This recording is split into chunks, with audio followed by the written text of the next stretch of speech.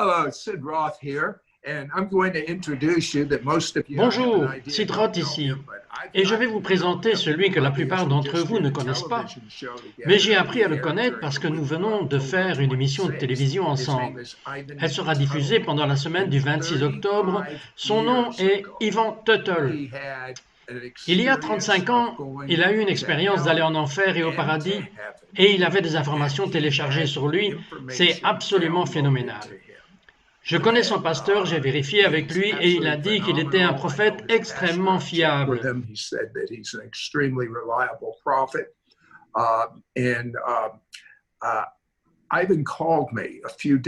Et Ivan m'a appelé il y a quelques jours et il m'a dit « Je viens d'avoir une expérience avec Dieu dans laquelle c'était presque comme si je regardais un film de ce qui se passerait si Joe Biden devenait président des États-Unis.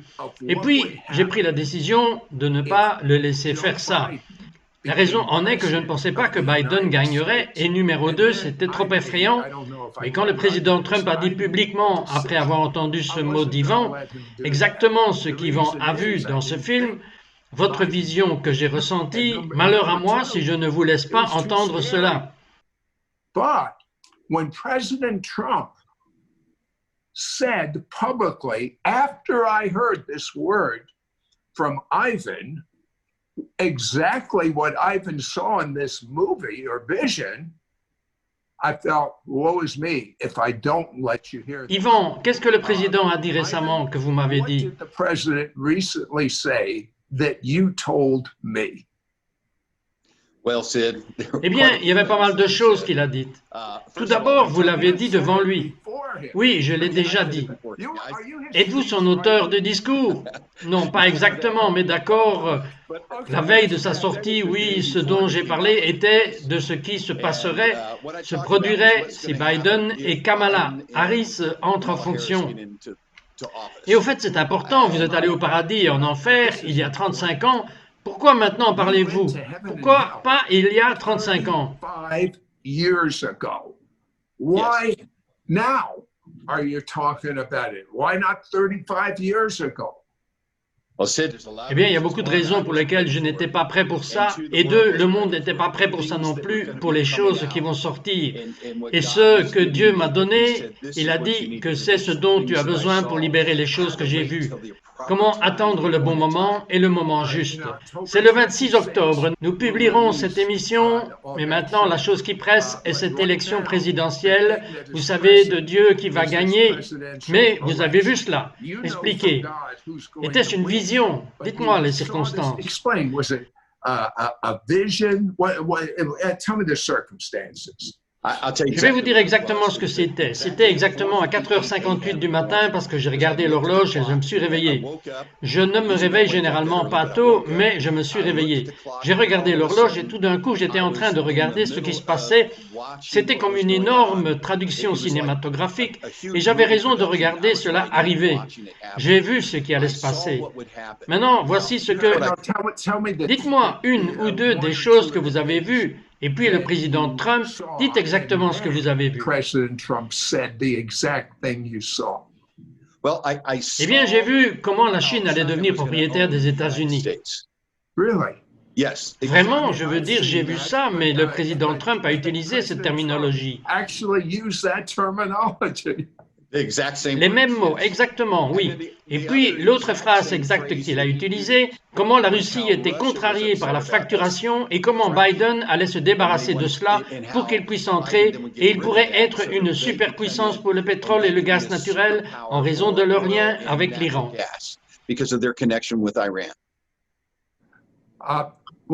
Bien entendu, vous me dites ce que vous avez vu là-dedans, je vais l'appeler le film.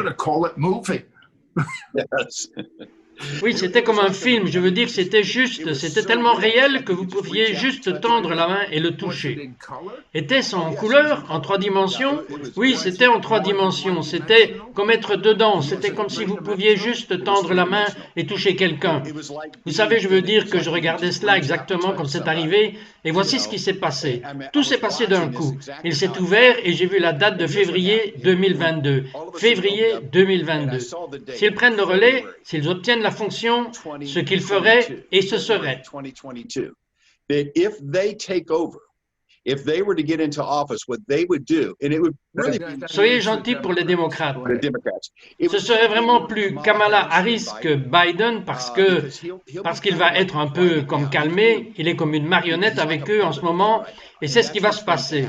Et donc ce qu'ils vont faire et qu'ils vont permettre, et j'ai regardé cela arriver, ils ont permis à la Russie, vous savez, d'en faire des choses à l'Est, et je vous expliquerai cela dans une seconde, mais le gros problème au début, c'est que j'ai vu et que je regardais, et je pouvais voir sur la côte ouest comment la Chine arrivait. Ils pouvaient juste acheter tout ce qu'ils pouvaient. Chaque entreprise à partir de l'ouest, la côte qui traverse les États-Unis. Ils font cela depuis un certain temps. Oh, this will be Oh, ils feront cela parce que Biden et Kamala Harris vont tout ouvrir, les frontières, ils vont tout ouvrir les murs, ils vont tout renverser. Tout ce que Trump, y compris nos taxes, ils vont tout renverser. they're going to overturn everything, Y compris notre allègement fiscal. Notre allègement fiscal, oui, et toutes les différentes choses qu'il a mis en place avec d'autres pays et dont ils se débarrasseront. Ils se débarrasseront de tout. Ils ouvriront les frontières. Ils déferront la police. Ce n'est même pas ce que je l'appellerais. Cela va être pire que ça. Ça va être pire que de défonder. Mais ce qui va se passer, c'est que la Chine va commencer à envoyer des gens aussi.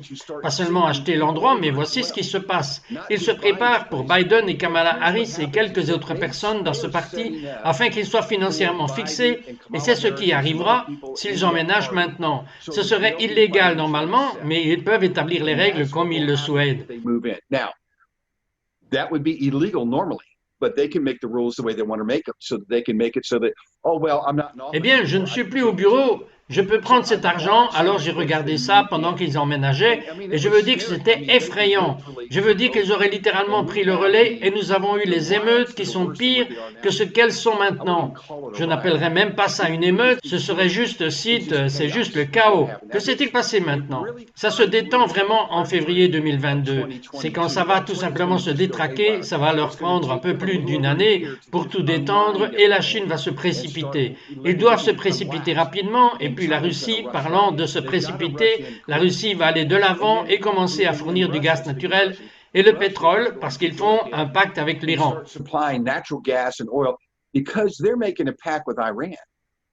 Et nous allons conclure un pacte avec la Russie et l'Iran également afin d'obtenir ce pétrole à un prix bon marché pour entrer aux États-Unis. Donc, nous allons bien faire ça. Ce n'est pas bon marché, croyez-moi, ça va être plus. Mais pour faire des affaires et faire de bonnes affaires, etc. C'est ce que nous allons faire, donc c'est ce qui va se passer, c'est que la Russie va en fait augmenter les prix, ils vont continuer à augmenter le prix, donc tout le monde sur la côte Est, les habitants de la côte se chauffent avec du mazout, vous connaissez, presque du kérosène, et ces prix vont monter en flèche, et les gens ne seront pas capables de se le permettre, parce que tant d'entreprises vont sortir des affaires de toute façon à la fin, et ça va être tout ce qu'ils veulent que vous fassiez, c'est dépendre de l'État, et en février 2022, c'est quand le chaos entrera vraiment. And in February of 2022, that's when chaos really enters in. La Chine viendra de la côte ouest. La Russie frappera essentiellement de la côte est et ils vont prendre les États-Unis. Ils le feront vraiment et nous allons les laisser faire. Si Biden et Harris Kamala entrent en fonction, nous ouvrons simplement la porte et disons s'il vous plaît, entrez. Et ils posséderont tout ce que nous avons. Tous ces grands bâtiments que nous avons, bâtiments gouvernementaux, tout, ils vont les posséder. Maintenant, la Russie va obtenir sa juste part. Pas autant, mais la Chine va vraiment le posséder et la Chine a voulu reprendre les États-Unis depuis des années. Pas seulement notre économie, ils veulent les États-Unis. Ils vont déménager. Maintenant, vous savez, Sid, je n'ai pas fini de vous expliquer cette partie et je m'en excuse, mais une des choses qu'ils vont faire aussi est qu'ils vont créer le chaos en Asie. Je parle de la Corée du Sud, je parle du Japon. Vous savez, ces pays vont être sous une telle persécution.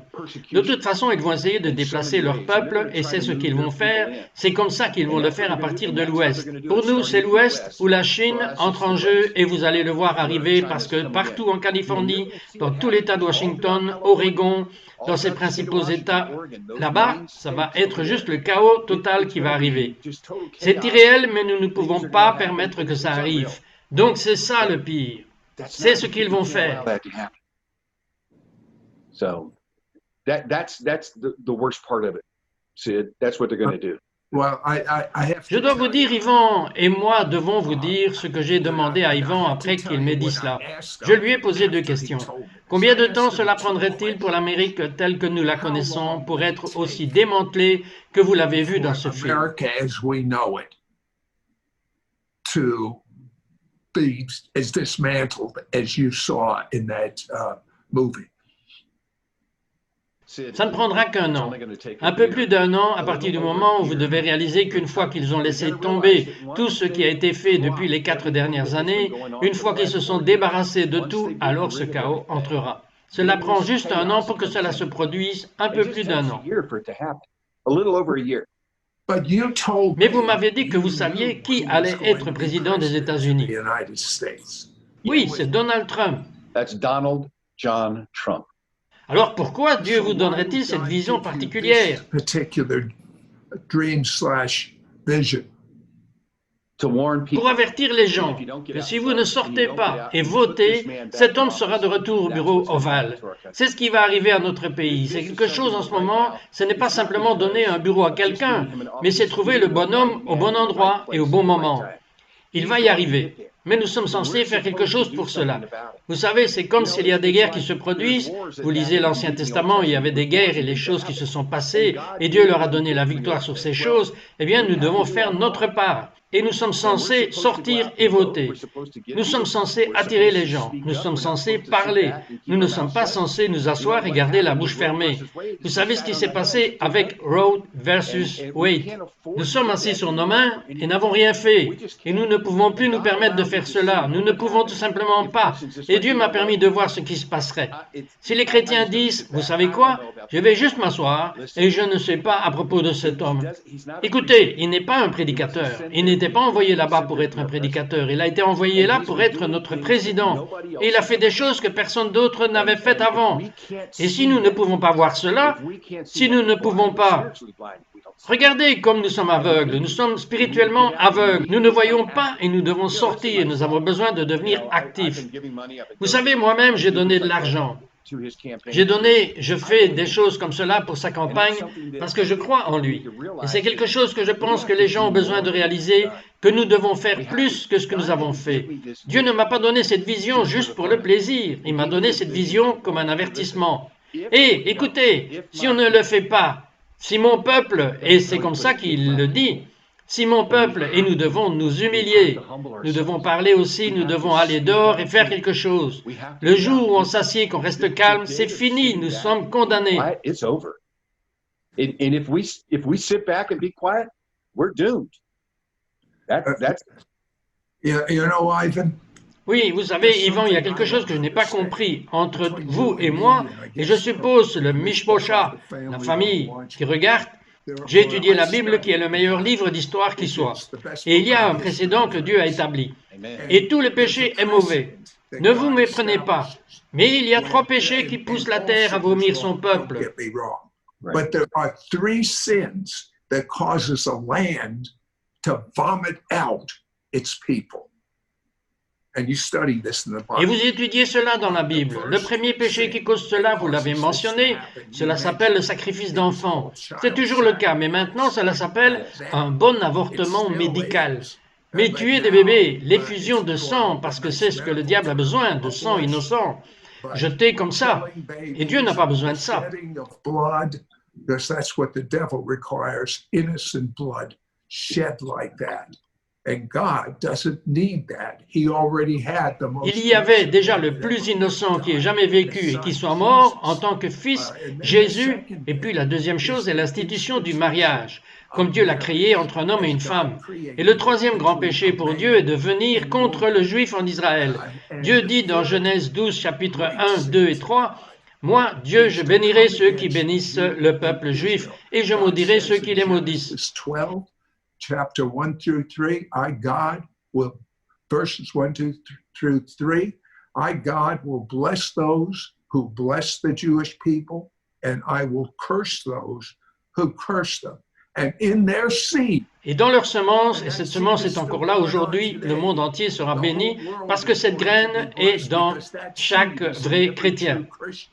La vérité sur la question, et c'est ce que je ne comprends pas, comment un chrétien averti pourrait soutenir tout candidat qui est contre ces trois principes bibliques. Je ne le comprends pas, Yvan, c'est une chose spirituelle. That is against those three biblical principles. I don't understand it, Ivan. Is it a spiritual thing? What is it? You know, Sid, it's Vous savez, Sid, ce n'est pas vraiment spirituel, c'est religieux. Et je vais vous expliquer ce que je veux dire par là. Les gens sont entrés si loin dans une religion. Un aspect des choses, c'est une acceptation de tout. Voilà ce qui se passe. Est-ce qu'en tant que chrétiens, nous avons commencé à accepter le péché dans l'Église? Maintenant, je suis du vrai sang ici. Ils ont commencé à permettre bien des choses. Ils ont eu des avortements. Vous savez, ils ont commencé avec cela. Ils ont commencé à vous permettre de connaître d'autres types de mariages, autres que l'homme et la femme, et puis ils ont commencé à dire, bien peut-être Israël, vous savez, peut-être que les Juifs ne sont plus le peuple élu, et c'est devenu une religion qui a enseigné cela. Et c'est faux, c'est complètement opposé à ce que dit la parole de Dieu. Et la parole de Dieu dit que nous ne sommes pas censés tuer ces enfants, et c'est un meurtre. Je me fiche de la façon dont vous le voyez. C'est un meurtre qu'ils assassinent ces petits bébés innocents. Je n'ai pas encore eu de chance et quand j'étais au paradis, juste, si ça ne vous dérange pas que je dise juste cela, tous ces petits bébés, tous, chacun d'eux est au paradis, chacun d'eux attend que les parents espèrent que les parents changent et changent leur vie. C'est ce qu'ils espèrent. Peut-être dois-je intervenir sur quelque chose. Tant que vous savez que c'est faux et que vous vous repentez vraiment de la repentance, comme la Bible l'a décrit, Dieu ne se souviendra plus de votre péché. Donc la vérité est qu'il y a un pardon pour ceux qui l'ont fait, mais la plus grande gloire mondiale est sur le point d'envahir notre planète à des degrés et des niveaux comme le monde n'a jamais vu. Et vous feriez mieux de mettre de l'ordre dans votre maison. Qu'est-ce que je veux dire par votre maison? Vivre dans la repentance instantanée, parce que Dieu dit, pas la religion, Dieu dit sans sainteté, vous ne le verrez même pas. Live in instant repentance, because God says, not religion, God says, without holiness, you won't even see him. Ivan, would you do anything? Yvan, feriez-vous quelque chose pour manquer le paradis? Vous avez été là-bas. Ah, je ne veux même pas traverser la rue au mauvais endroit. Ok, je ne veux pas dire je sais que ça semble fou, mais je veux dire que vous devez comprendre une fois que vous avez été là-bas, je suis allé aux deux endroits, mais une fois que vous y êtes allé, c'est comme si vous n'aviez jamais, vous savez que vous devez y retourner, vous savez comment c'est pour cela que vous vivez, c'est pour cela que nous sommes censés vivre pour y aller. C'est notre vie, vous savez. Notre vie ne nous concerne pas seulement nous, mais aussi emmener tout le monde dont nous pouvons être témoins là-haut. Vous savez, maintenant, la gloire vient de descendre sur ce que nous disons, et s'il y a quelqu'un qui a besoin de se repentir de quoi que ce soit, et d'ailleurs vous n'avez pas à déterrer quelque chose, vous savez de quoi vous devez vous repentir, et vous repentir bibliquement, est impliqué dans un mot appelé grâce. Mais c'est comprendre la vraie grâce biblique. La grâce entre en jeu quand vous vous repentez. True biblical grace comes into play when you repent. Et puis Dieu vous donne le pouvoir de surmonter le péché. Vous avez besoin de Dieu pour surmonter ce péché. Vous ne pouvez pas le faire par vous-même, mais Dieu et vous avez une majorité sur le diable. Cela peut vous le dire. Merci Yvan, tant pour être un invité, et souvenez-vous de ce qu'Yvan a dit. Si mon peuple s'humilie, et jeûne, et prie pour guérir sa vie, prions pour cette élection tous les jours, et ne prenez pas les libertés que nous avons tous acquis. Votez, pas voter, plus d'une fois, mais votez, votez, votez. Vote, not vote more than once. But vote. Yeah. Vote.